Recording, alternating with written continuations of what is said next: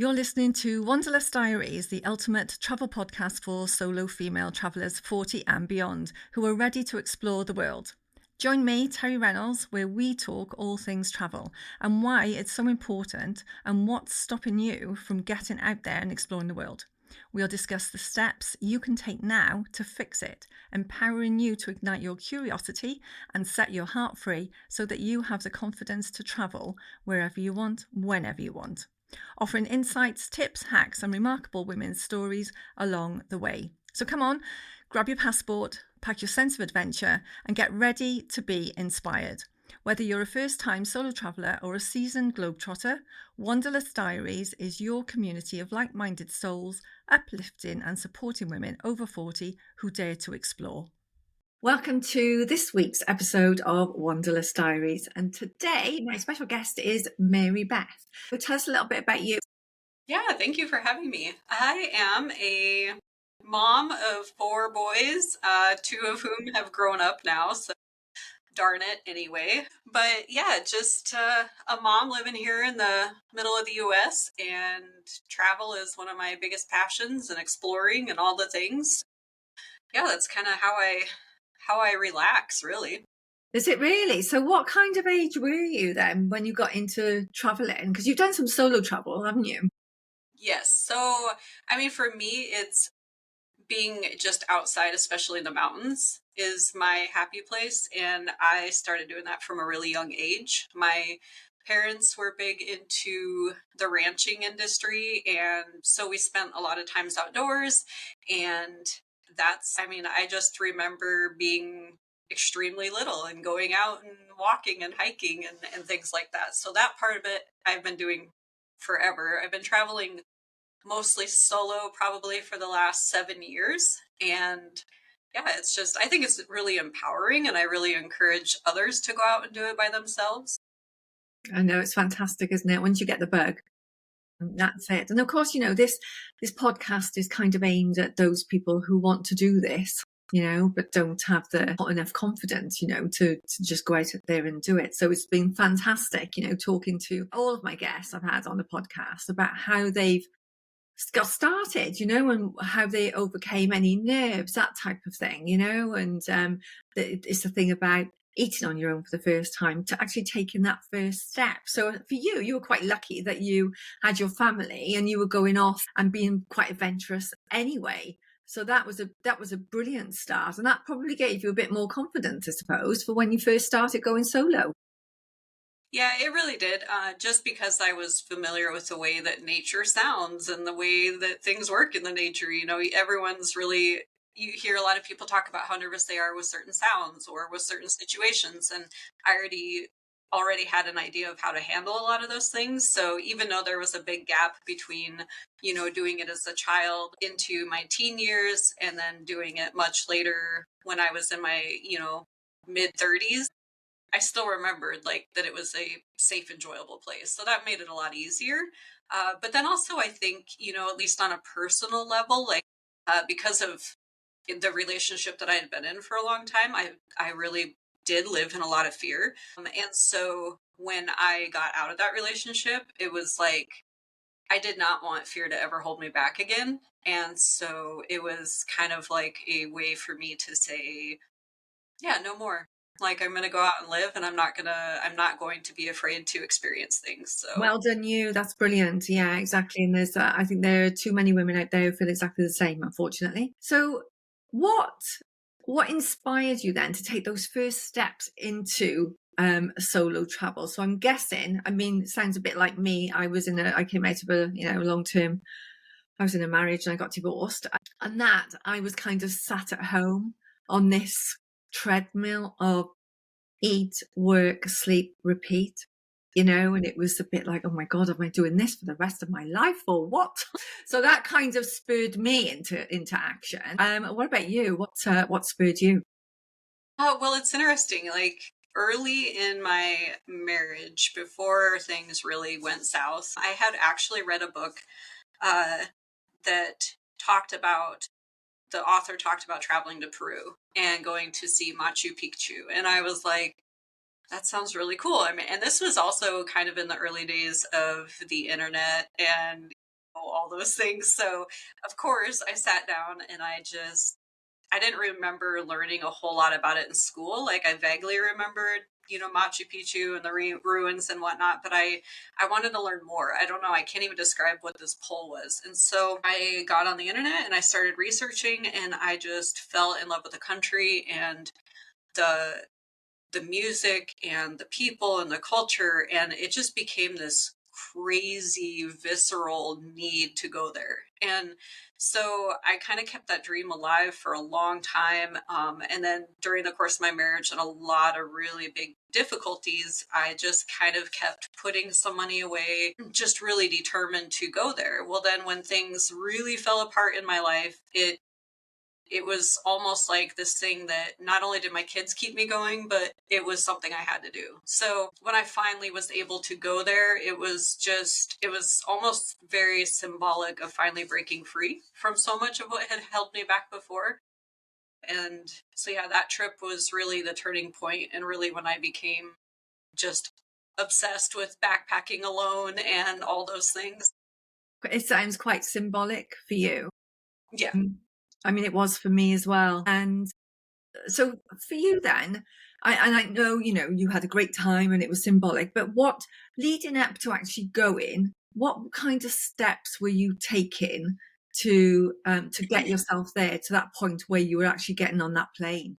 How long did it take you to get to that point? Because for me, it took me a year to, from the thought year, maybe just 14 months, to be able to say, right, I'm going to do this, but this is where I'm going. So how about you? How long did it take you for it to come to fruition? It was about 10 years. Yeah. And from the time that I read the book to when I finally had the money. And I was slowly buying like little things, at a time to prepare for the trip. I'd done a ton of research, and I had a friend that was a travel agent, and so she had put together, like a rough idea of what I wanted to do. And because I told her, I said, I don't want to just stay in some fancy hotel. Like, I want to be camping, backpacking, really immersing myself in the culture and really getting to know people. I want Peru. Like, I don't want the polished version. And but honestly, there was still like some big key items that I needed, and then I think I was still like, I don't know, $500 short. And I was working like 4 or 5 part-time jobs, putting myself through college, a full-time, raising the 4 kids. It was really hard. And I just was not able to like hold together that last bit of money. And so it was honestly a miracle. One of the patrons of the restaurant that I was a waitress at, he had been in the area for snow goose season, and he was there every single night. It's the only restaurant in town. There's no other restaurants. So Okay. we kind of like developed this conversation every night when he would come in. He was an older gentleman. And um, through the course of just getting to know each other for 2 or 3 weeks, he found out like my story, my kids' story, all the work that I was trying to do across the state. And he just really felt moved to be a blessing to my kids and I. And so anyway, he had actually gifted me with the remaining money I needed for my trip, plus some for the rest of the equipment that I needed. He gifted a shotgun. I mean, we live in a very hunting focused world here, and so he gifted a shotgun to my second son, and then a bunch of woodworking tools to my oldest son, all brand new. And it was overwhelming how grateful I was. And I tried refusing the gifts, of course. I was like, absolutely not. Like, you're this stranger that I've talked to for 3 weeks, coming into this restaurant. He said, no. He said, my wife actually went through what your kids did. She passed away now, but he's like, this is something I do. He's like, I travel the state and I find people to bless. And anyway, so that was like the culmination of everything I needed. I hurried up, rushed my passport, and booked my trip for the following October. Wow, that's an amazing story, isn't It it? You was just don't know. incredible. They say angels walk amongst us, and I do believe that. I really do. So that's amazing, not just for you, but for your kids as well, to have that, and then to finally say, right, okay, I can actually go. So how did you? My daughter was 19 when I left. So, an adult. How about yours, with your kids? How did that go when you said, right, I'm going? How long did you go for, though, Mary Beth, anyway? I was down there for about 10 days. And Right. Yep. And Yeah. So so, how did you have that conversation with them to say, right, I'm going? This is well, why. they had known that it was a dream of mine for a long time. And I am always, you know, being a single mom, I knew that my kids, somewhat have a disadvantage in life. I just am not going to provide a lot of the things that parents in a double income home can, or whatnot. And so but I always wanted them to believe in themselves. And if they had a dream, to go for it, no matter how crazy it seemed. And so it was always something that the boys knew that I was really wanting to do. I mean, and they knew that it took 10 years, because I wanted them to know that sometimes the things that are really worth doing are going to take a long time. And so they were really excited. They were just extremely excited. They were glad that they could communicate with me while I was down there, through technology. Yes, But they were just so unbelievably excited. Of course, my little ones, they wanted to know what I was going to bring them, of home, course. but things like that. But they were really, really excited for me. I mean, it's fantastic. I've not been myself, and it's something that's on my bucket list. And so that feeling, when you knew you were actually leaving, I'm actually going now. How did that feel? Was it just simply excitement, or was there any kind of anxiety around it? No anxiety, other than like I was worried that something was going to happen, Ah, to like mess it up. yeah, But no, it was just complete excitement and just almost disbelief that it was actually happening yeah. finally after 10 years of planning. And yeah, it just, even leading up to it, I, on my phone, on my memories, I'll still see pictures that I took leading up to it and things like that, or even on the trip, because it was actually 6 years ago today that I was there. And so, Or was it? Oh, yeah, fantastic. so on social media, I've been sharing what I did, during the day, just because I haven't shared them in 6 years. So Yeah. just kind of been taking that trip down memory lane, but it was all excitement for sure. Brilliant. And how did you go about booking that? Did you do everything separately, book it all on your own, or did you go with a tour group? So I went through my travel agent friend, and when you are going to do the Machu Picchu trek as an outsider, you have to be with a government approved guide and touring company. So my friend had done a lot of research on what companies are out there. She knew that me giving back to the locals was really important. And so we actually went with a company called G Adventures, which is Yes, ran by never done. Planetera. Yeah. And they're really passionate about hiring locals, only using restaurants owned by locals, just ensuring that the money is going back into the economy. And that Ah, was really important to me yeah. too. And so that's why we went with that company. And then for the actual, like, I did a cooking class and some things on my own prior to the actual trek. But then for the trek, I was put in with a group of a whole bunch of other people from all over the world. And that's who I actually did the Inca Trail with. Yeah, isn't it fantastic when you do that and you just meet up with all these different people? Because you might be a solo traveler, but it's those people that you meet along the way. You would never have met those, had you not gone and done what you did. So, what kind of size group was it when you got there? Then, how many people were involved?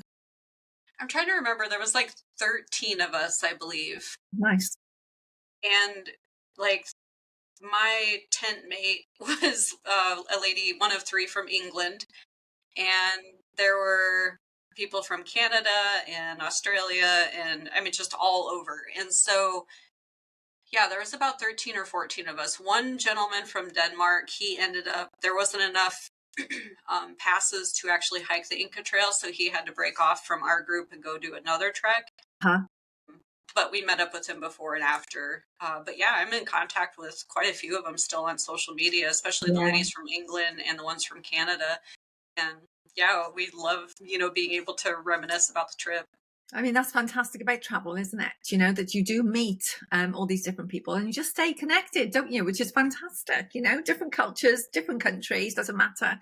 You've all got the same ambition, the same motive. You all want to do the same thing. And that's what connects you all and brings you together. And it's, yeah, that's what I love about travel, especially solo travel. Because I do find that if I go with someone else, which is great, don't get me wrong, it is, but you do tend to just stay in your little group, but when you're on your own, it's the best of both worlds. I've said this before. You can either go and talk to somebody or not, depending on how you're feeling, so it is the best of both worlds, isn't it?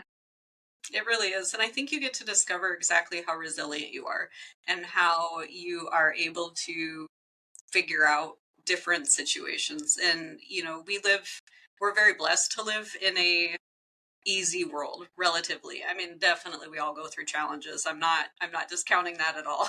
Yeah, no, But absolutely. there are different situations that you can find yourself in doing solo travel, Of and then you're course. like, I actually handled that, and I may have had a meltdown for a second, but I handled it, and so That's it, you do. I can remember my first one, because I planned it, it was all set out and it was going to be so perfect. And of course, it's not until you actually do it and realize, no, best laid plans and all of that, something will go wrong, but you live through it. You do live through it. And it's a bit scary at the time, thinking, oh my God, what am I going to do now? But you do, don't you? And doesn't it make you stronger as well?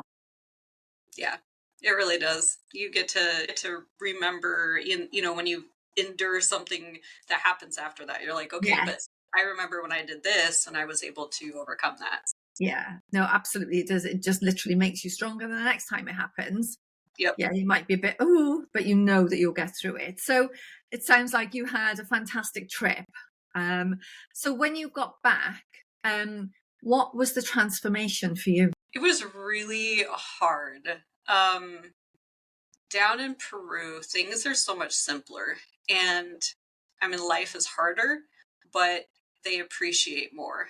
And so I went from spending a lot of time with people who value the little things and are very kind and loving. And yes, I know there's bad people in Peru too, but they really look out for each other in a different way. And I remember when I was sitting in the airport in Dallas, coming back, just had landed, and I was just kind of waiting to, make my connecting flight. And I was waiting, and a group of people came, and they were just saying some really awful things about a lady that had been in the security line, the TSA line, and I just remember the contrast between that conversation that I was listening to and the conversations that I overheard when I was waiting for my connecting flight between Cusco and Lima in Peru. And it was just so different. I mean, it was like in Peru, it was full of people chatting about their families and reconnecting with lost people they haven't seen in a while. And it was kind and warm and loving. And then hearing that, and they were just upset because one lady took 5 seconds longer in the line. And I was just like, oh my gosh, I want to go back to Peru so bad. I mean, and I know that we have great people here in America. I'm not saying that at all, but No, it no, was it just does. really, it Yeah. was really a hard contrast. And then I remember coming back and I had to stop at Walmart. That's our only store really. And I had to stop at Walmart before I headed the hour home. And I just was overwhelmed at the amount of stuff. And I do live very simply as well, but my favorite way to live is out of a backpack.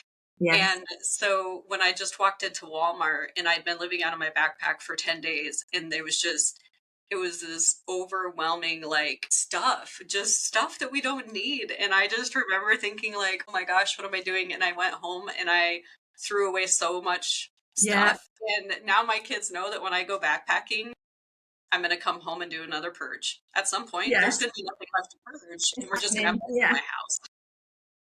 Do you know what? It's just Got it's back, really hard.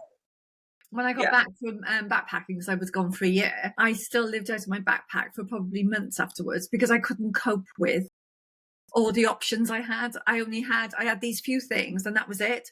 And I just couldn't stop. It took a while. It took a while, before I stopped wearing the same things all the time because I just got so, and I didn't need, I felt, well, I don't need anything else. I've got everything. I've got that I can wear when I go out, and that's for the day. And that's it. That's all I need. Yep. A pair of boots, a pair of walking boots, and a pair of mules to go out, and that's it. It's mad, isn't it, how you get used to, because I remember before I left, my friends would be asking me, well, how are you going to manage with that? What about your makeup? What about this? And what about that? And I'm like, oh, I know, but that's all I can take. I've only got one backpack and that's all I can take, and how quickly you come accustomed to it as well, which is fantastic. But It it is. is. Yeah, it absolutely is. It's just very overwhelming when you come back and all of a sudden you've got all these choices. Like, I don't know. Somebody make my choice for me, because I just don't know what to. Yeah, yeah, because you just end up living very, very, very simply. Mhm. So you realised then that you just didn't need as much as what you thought you did, especially before. And when you think as well, for you, it was only like 10 days. For me, it was a year, but for you, it was only 10 days, and you had that kind of transformation just within 10 days. Yeah.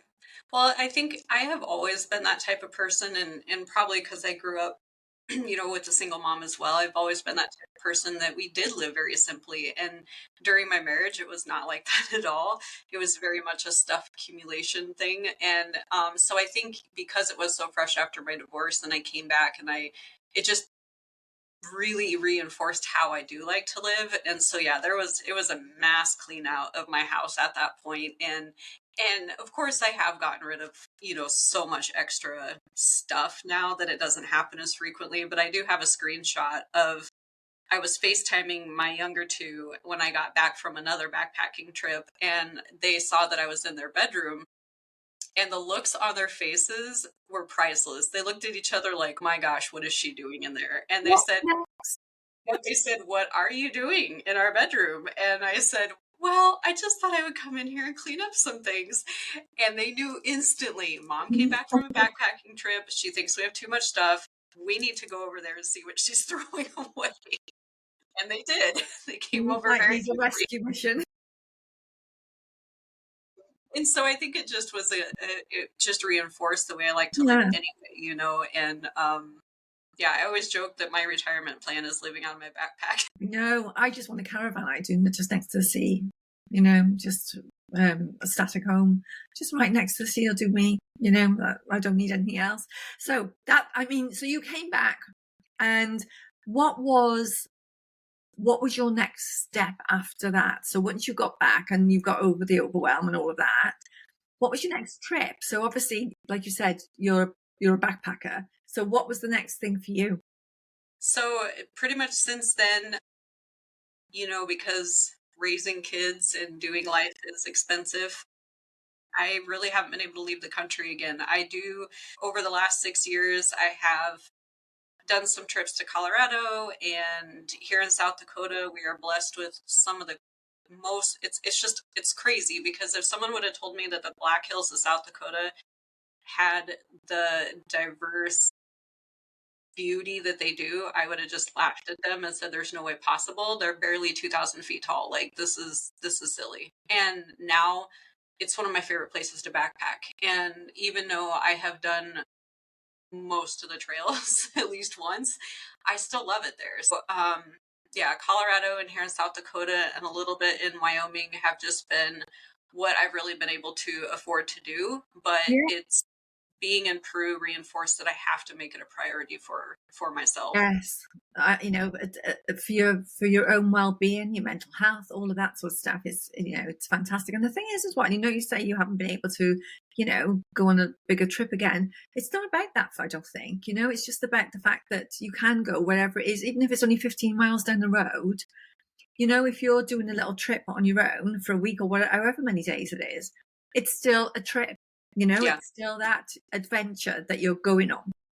Yeah. Well, and for me, I have noticed, so I'm in a really amazing, healthy relationship now with a wonderful man. We've been together for a little over like a year and a half now. And Amazing. Yeah. right. And so we take a lot of trips on his motorcycle or to visit family, things like that. I did make him suffer through one weekend of backpacking. I'm hoping it'll happen again, but we'll see. But so I still get to experience a lot of really great travel, but it's not like I can't even describe, throughout my whole healing and everything that I have been faced with, the place that life most makes sense for me is being out there in the mountains alone. And so even now, with it being, on the toes of winter here in South Dakota, may not go out and do an overnight in a tent, but I will car camp, and then I'll head out for a 10, 12 mile hike, the next day. And it's really what keeps me going. And it's the only place that the noise is quiet and that I feel like I can breathe and that I'm not overwhelmed with life. And so Yeah. for me, it's been the best therapy for me. And I think it's when you do something like that, for me, that's kind of my meditation, because I'm not really a meditator as such. But Yeah. it's where I process things. So if when I walk, I go off walking a couple of times a day, and that's like my meditation. So that's where I process everything. And yes, so I don't have to, just lay down, and that's fantastic for people who can do that. Oh, I really envy them. That's great. I just can't do it. I have to be doing something. But that is my type of meditation. So, we talked about well-being and mental health earlier on. And that is a massive, massive part of it, especially when you go off, like you say, you're doing a 10, 12-mile hike. You're gone for quite a while you're doing that, aren't you? Yeah, it's my dog and I will head out, and it's just what we do. And so I try to do it every other weekend. It's a good 4 hour drive to the Black Hills where I'm at, but um, it's a priority. I do work out daily, and I do enjoy lifting and doing things at the gym, but nothing Yeah, I mean, I do is the the same. same. Yeah, I lift as well, funnily enough, and it's great. I need to do that as well. But it's Mhm. that getting out, even no matter what the weather is. About a year ago, I thought I'm going to buy one of these, walking pads for when it's the rain is, and the weather's so disgusting. I don't want to go out, and I probably used it about 3 times. I thought, just stick your wet. I just had to put my wet gear on and just go, because I didn't want to just stand there on this walking pad going. And they have their place, I know, but I couldn't do it. And I sold it. I can't do this. I need to be out there. I don't care what the weather is. I just have to go out. And it might not be as long a walk as it normally would be, but I've still just got to get out there, because I think, well, just come back. You can easily dry off. So, yes, and I'm guessing you're going to feel something similar to that as well. Yeah, I did purchase some spikes that'll go on the bottom of my boots, and I did score a 500-gram North Face winter jacket that's usually $200. I got it for like $70, and Wow, well done. yeah, so I'm making sure that I can keep it up during the winter, because it has to, and Yeah. especially with my job. I have a really tough job, I and was going to that's say, how does all that work in with your job, what you do on a day-to-day basis? Yeah, so thankfully I do get to travel a lot for my job around the state. And I pretty much get to schedule my own meetings, my own presentations. And so, like, for example, I'm going out to the hills tomorrow to speak at one of the universities the next 2 days. And so I know that when I get off work, in the evening before sunset, I will be able to go hit a trail for a little bit. So I'm really blessed that I'm able to do that. When I worked at the prison, I didn't have quite that much travel. And so this has been for the last 2 years that I've been in this position, I'm really able to do that, which is a huge blessing. Yeah. To be able to just explore our own state, while in the evenings when I'm off work. Yes, and my job is pretty similar.